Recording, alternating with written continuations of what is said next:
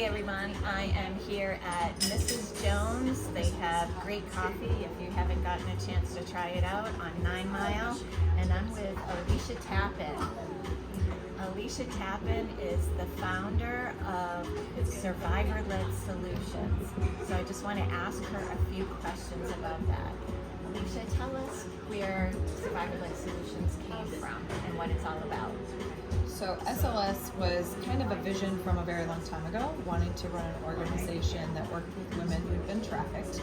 But it wasn't until 2023 where I found myself in a situation having to choose between my job and childcare. I chose my child. And in that, I feel like Survivor-Led Solutions was sort of birthed at the same time. There was a need in long-term care with survivors of sex trafficking who had been removed, gone through some healing, and then had a passion to tell their story. So I utilized all of the skills that I had learned in my healing journey as a survivor myself and put that into a nonprofit and created this really amazing organization that is kind of naturally cultivating a bigger influence than I expected.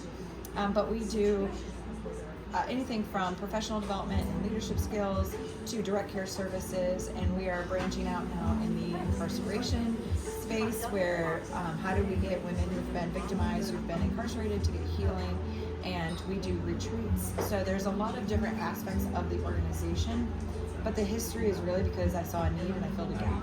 Yay, and we're grateful that you did. Can you give us some tips for prevention and or when we see something that looks a little weird? Like I think sometimes your brain will register that something's just not right, but you don't really know how to articulate it. If we come across a situation like that, what would be your suggestions? Sure. So human trafficking, first and foremost, is misconstrued all the time. The media wants us to see like stranger danger, a random white van picking up your kid at Target and taking them to a third world country.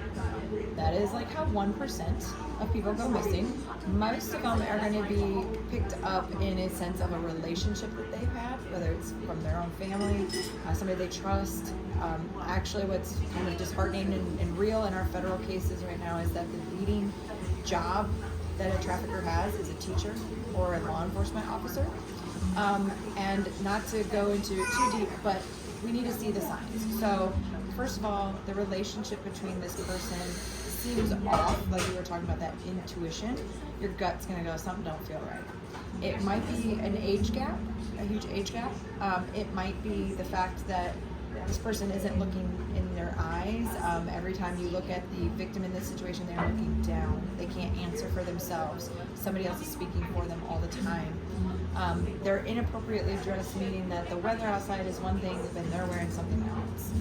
And that can be cold to hot, doesn't matter, right? They're covering up scars and tattoos. Tattoos with like money symbols and crowns are very key indicators of branding. So being aware of those things. Dental hygiene is usually pretty bad if they've been in for a while because the drugs that they've been induced to take or to cope with what they've been through. Wads of cash and hotel key cards, many of them in their personal belongings. They're traveling from one place to the next and being trafficked. And then online, we're looking at different ways that people are speaking through emojis. And so the pink hearts that have hearts inside of them, that means that I like little girls. There's this triangle with this swirl that goes inside of it. These are I like little boys. So what we're trying to see is, how this language is evolving and adapting. Now that the hotels are very much being trained, we're actually asking realtors and people who have ownership to Airbnbs, because traffickers are now going through that as their sense of space. So if they want to pay all in cash, be mindful, because it's probably something else is happening. So again, it can be child to adult, adult to adult, boy to girl, it doesn't matter. Trafficking does not discriminate. It does not care who you are or where you came from. It's what your vulnerabilities are. So if we see something like that, what would be your advice on how do we advocate for that person? So we need to get law enforcement involved. So we must report it. And a lot of people get scared to report things like this because they don't know what they saw. So you can do it anonymously, and the most easy way is to report it to the human trafficking hotline, which you can literally go online and Google Human Trafficking Hotline and put the report in. You can call 911 and just say what you saw. Or you can report it to the Child Abuse Hotline, which is here in Florida, which is 866, I think it's 98 abuse.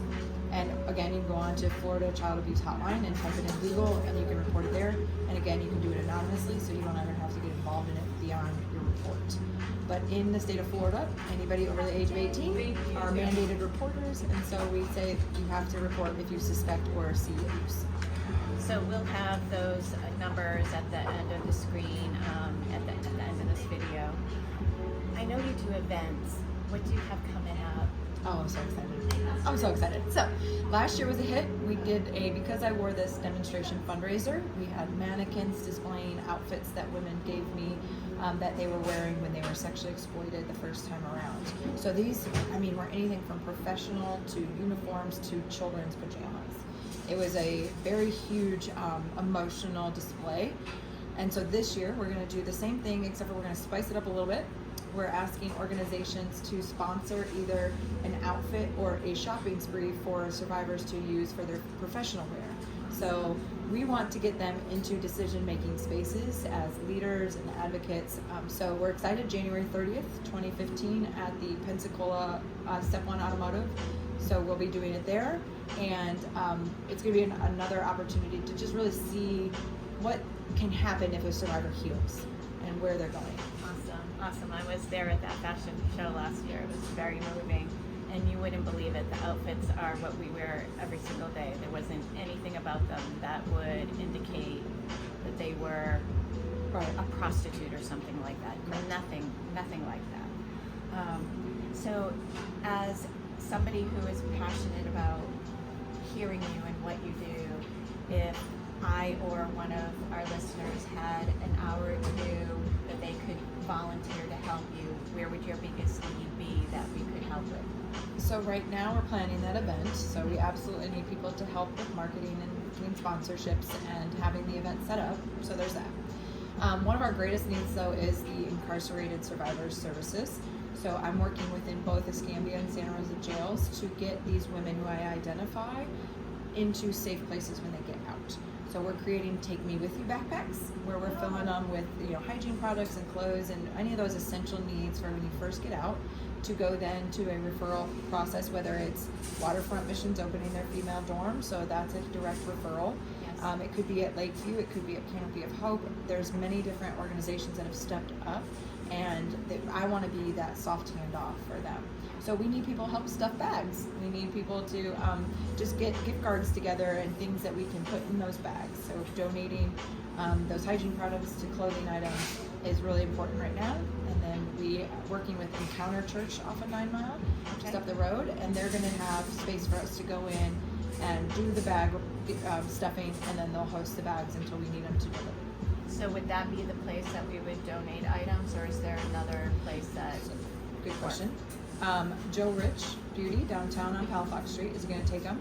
Bam Snowballs over in West Pensacola will be a drop-off space. Mrs. Jones is going to be a drop-off space, and then Encounter Church. And you can always drop stuff off at the KW office at 800 Langley.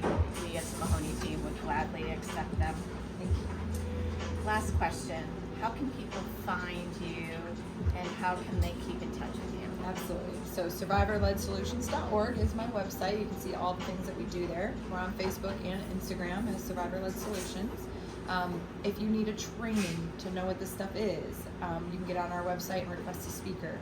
If you want more trauma-informed care training, we offer that as well. And you can give me a shout out at 850-373-2887. Awesome. Before we hang up here, I want to show you some of the beautiful keychains that both Alicia and some of the survivors make. So if you would like to purchase one, each one of them is a $20 donation. I asked for Alicia to make them in purple that I can give out to my clients because that's the Mahoney team color. It's a color of royal. So I just think they're beautiful. So again, you can get in touch with Alicia if you'd like to purchase one directly. Thank you so much for joining us. If you have any questions at all, please reach out to Alicia or myself. Terry Mahoney, 603-521-0774.